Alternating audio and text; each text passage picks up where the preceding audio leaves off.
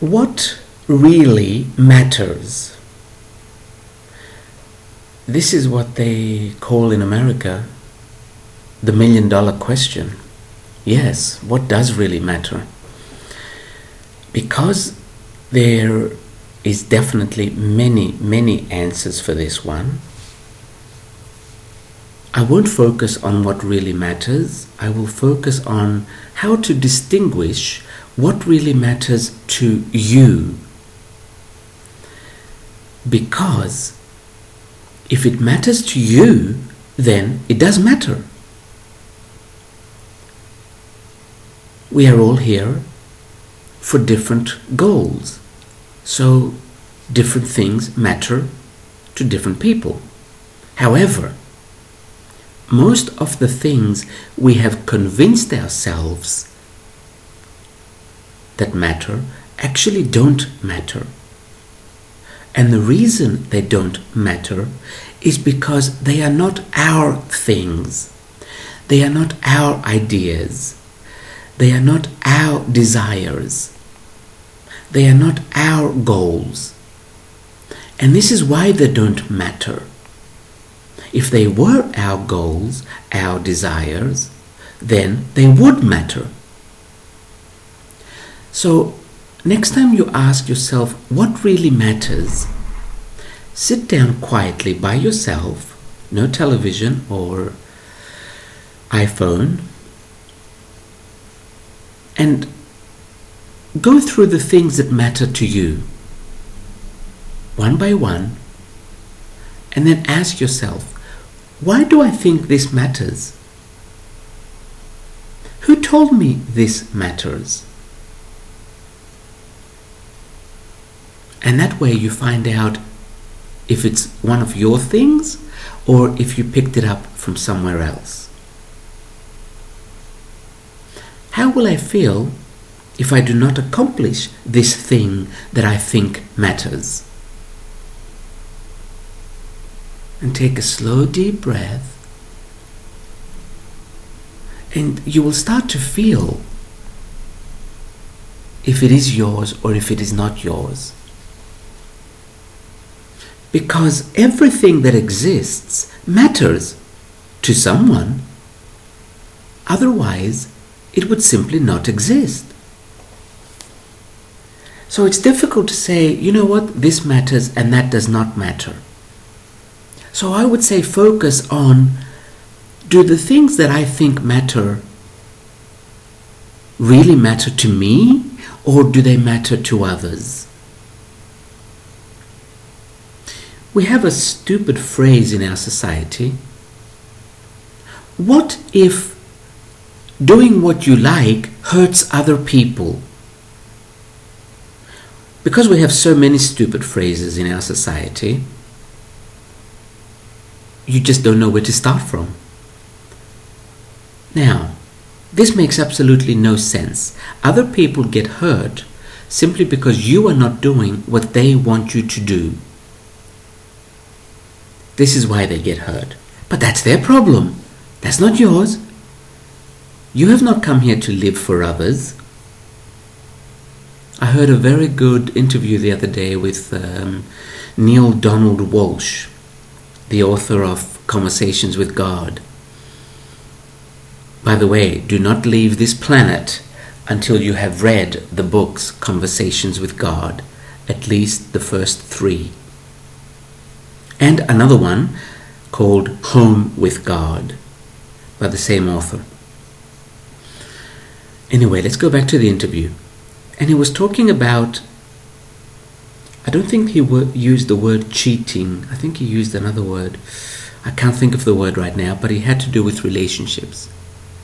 Like, if you are not cheating on someone else,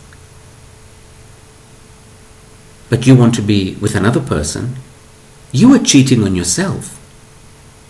And that is a lot worse than cheating on someone else.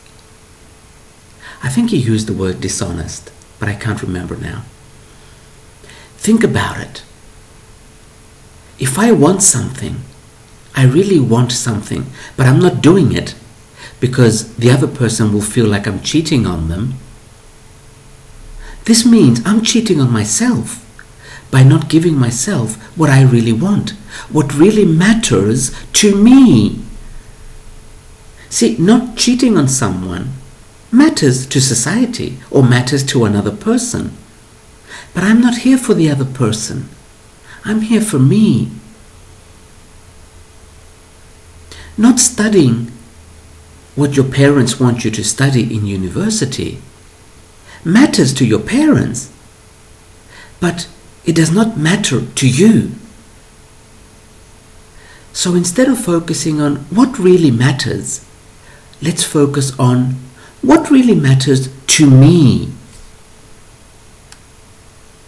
And then you will find what really matters, and you will be much happier, and you will get more soul coming into your body. Soul does not come into your body if you want to do XYZ, but you are not doing XYZ because ABC will get hurt. It doesn't come in. So slowly you become a zombie. And your life becomes about keeping ABC happy instead of reaching XYZ.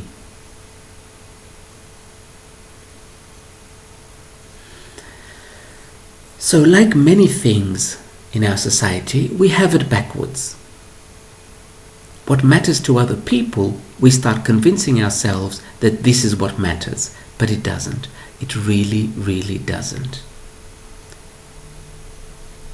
The biggest regret we have when we leave our body and we look back on our life is we did not live for us. We lived for others. It's the biggest regret you have.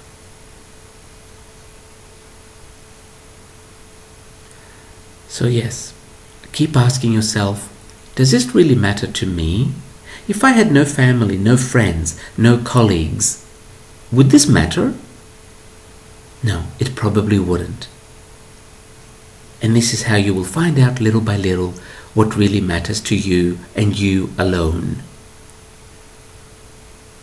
Again, you're going to say, or some people are going to say, this is very selfish. Yes, it is.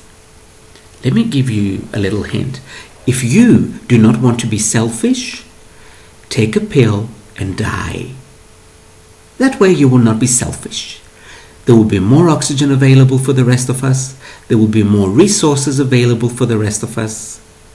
And Earth will be lighter without you. And this way you won't be selfish. Now, that's for the people that don't have brains. For the people that do have brains, souls are very selfish. Souls always know that they go to a place for themselves, and only for themselves and for their own experiences. So yes, be selfish. Be very selfish. And you will find nirvana, because your soul will come into your body. You will become fully realized, but only after you become selfish. Only after you think only for the self, because you are here only for yourself.